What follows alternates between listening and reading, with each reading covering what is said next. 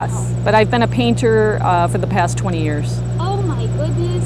And why do you like painting? It gives me the opportunity to do a lot of things that I couldn't do with dry mediums, so it's been a lot more fun to explore different mediums like acrylic paints and oil paints.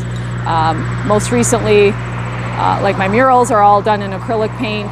My original work is done in oils, which also gives me a lot of versatility. Wow. So, had you done anything of this scale or scope prior to this? I used to do a lot of big work out in Las Vegas when I lived out west. I did a lot of commercial work, so I would be on lifts such as what I'm on right now, working on ceilings and large pieces.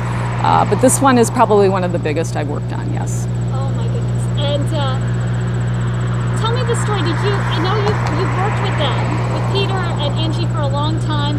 Did Yes. you pass this over and over again? You're like, did it drive you crazy? What went through your head as an artist? Yes, well, and again, I lived out west for a good 20 years, so what I would do is as I'd come back to town, because I'm from here, I would work with Peter on his different restaurants and different projects, and we had talked about this for quite some time. And the problem was we were getting to a point where we were just about to lose this particular mural if we went too much longer, because a lot of it is the integrity of the brick is starting to fall apart, obviously, and on the repairs that have been done over the years. This mural is somewhere in the neighborhood of 100 to 110 years old. So the beauty of it was that it was covered for many years, which protected it, but now that it's been exposed, Say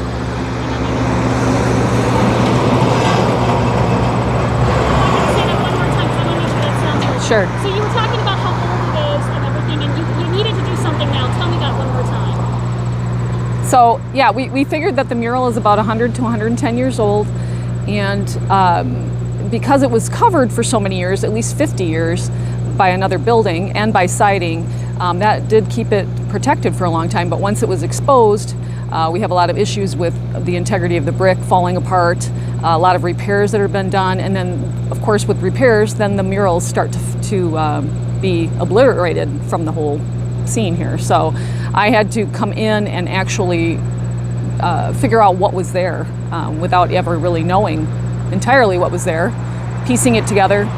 And you can see that with old photos. There wasn't a whole lot left of it, so yes. So you pieced this back together over a period of like 3 months? How long did this No, actually I've been just doing this since mid-July, so a little over a month, probably about 5 weeks now. 6 weeks, probably. And you still have a little bit more to go. Tell me what your finale effort is. Yeah, so right now I'm working on the top piece here. We're actually replacing what was there. This is the only one that we will be replacing with an ad for Peter's Restaurant for La Casa Grande. We are going to be continuing on to the galvanic soap and doing a little bit more over here and finishing up that. And as you can see with I don't know if you can see in the picture here, but the walls are very caving in and different things going on. So this is not an easy structure to work on. It hasn't I been. ask you about that. I mean, yeah, the integrity of the building, being that it's like a century old, I mean, Yes. yeah, you already were up against a major challenge. Right. But hours-wise, I mean, 5 weeks, 6 weeks doing something like this, are we talking like 100-hour work weeks to complete something like a task like this? No, not quite that much. It's part of the problem was when I started it, we were having the 93-degree temperatures and about 100% humidity, which made it very difficult to be up on the boom lift and staying cool enough to be able to do the job. So I was doing shorter days at that point, but right now, with the weather being better, excuse me, with the weather being better now, I'm able to move a lot quicker. And I do move relatively quickly when I start painting, so it's been moving along at a pretty good pace. Absolutely. So you kind of came to Peter and you said, we got to act now. It wasn't like you're like, okay, look, if you bribe me with some Coca-Cola, I'll give you out of the kindness of my heart. This is like, hey, I've done some other jobs for you in the past, and we got to get moving on this. Yes. Kind of how this all kind of came together. Well, and he knew the urgency of it as well, and he's been talking about it for quite some time. And again, with me being back in the Midwest, it worked out perfectly. And then with the COVID going on, him shutting down his restaurant, we've had time to work on the interior and exterior of the building. So it's actually been a really good time for us, which it's not usually for most business owners at this time. But he's pleased with the fact that we're able to accomplish so much in this time. So. Absolutely. So didn't need to bribe you though with any Coca-Cola to do this. He didn't set No. that up for you. No, and I like Coca-Cola, so no. I would say that was one reason why it drew your heart to this? You liked it already. You felt like this was just something that deserved to stay. Well, that and the fact that my family came here a long time ago. My mother's side and my father's side. My grandparents came from Sicily, and I think about them. They were probably here about the time this was being done. And my grandpa worked at Fairbanks right over here, and I think they probably saw this work being done 100 years ago, and to me it's part of my history, it's part of my family being from here, and I'm very proud to be doing this restoration in my hometown. So yeah, it sounds like your heart was in this yes, hometown for all the right reasons. yes, definitely, yes. And when it's something like this incredible a work, I mean, did you ever have periods where you're going through this where you're like, I just don't know if I can keep going? I mean, not only you've got health complications, and it's the time of COVID, it's Yes. hot out. Do you ever kind of go along the way and be like, yeah, I used to do this out in Las Vegas, I'm done. Put the cap back on that Coke bottle. I just cannot keep going. Well, I would say the first 2 weeks when it was, like I said, 93 to 95 degrees every day with 100% humidity, it was very hard, and I was feeling my age at that point. But I'm healthy and strong and can pull through it, and I've always been a hard worker, so I'm definitely had the determination to make it happen and get it done. So, and we're on kind of a time constraint here as well, so I'm making it happen. I take it you want to get this thing done by fall before winter and everything, right? This will be done within the next couple weeks, so for sure. I will have it done. Are you getting requests elsewhere because people are seeing this work? I've been getting a lot more, yes, I've been getting emails and people asking for me to do other projects for them as well. I do commission work and that type of thing, so yes, I've been getting some more requests. Putting a ballpark out there, what does a piece of work like this cost? What does it cost to do a mural? Like $1 million, right? $1 million. No, it just depends. It depends on a lot of things, actually. The time involved, the materials involved.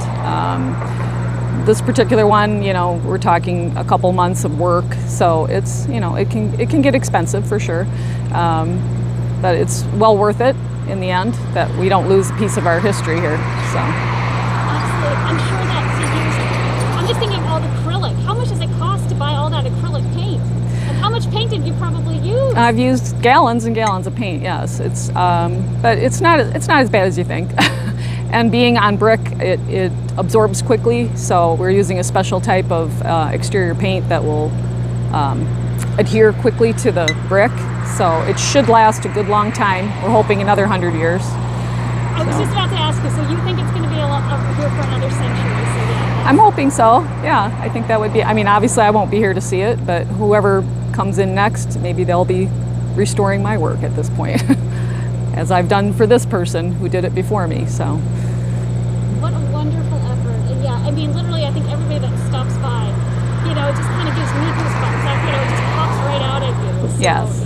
Yeah, it's exciting, and yes, again, I'm happy to see that the community's very excited about it, getting involved in it, coming to sit here in the parking lot just to watch me paint, which normally would make me very nervous, but I realize everybody's so excited about it that I'm pleased with that they're wanting to get involved here.